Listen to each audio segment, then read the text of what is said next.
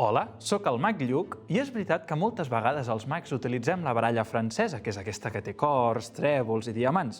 Però ja que estem aquí, avui us he portat la baralla espanyola, que és aquesta que té copes, oros, bastos, la que tenim tots a casa de la iaia.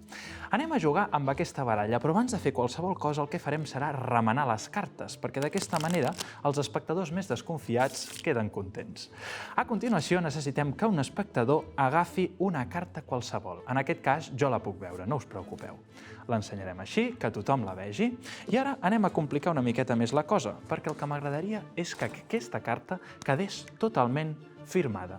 D'aquesta manera la carta és única en el món. Molt bé, l'anem a ensenyar a la càmera per última vegada.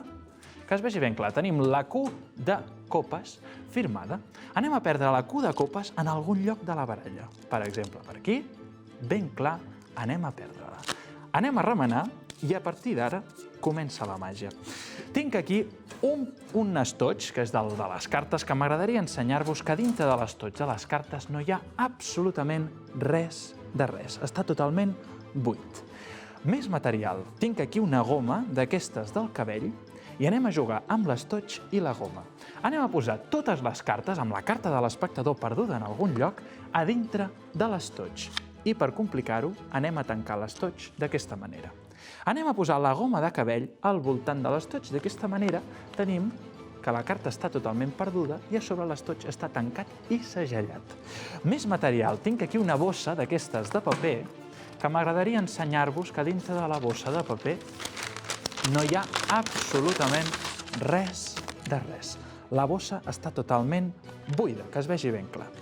Atenció, per acabar, tinc aquí un punyal màgic i amb aquest punyal intentarem trobar la carta de l'espectador. Fixeu-vos, ben clar, anem a posar totes les cartes a dintre de la bossa i només utilitzant el punyal intentarem trobar la carta de l'espectador. Fixeu-vos, només donant un copet, pam, la carta de l'espectador puja, puja, puja, puja, puja, puja.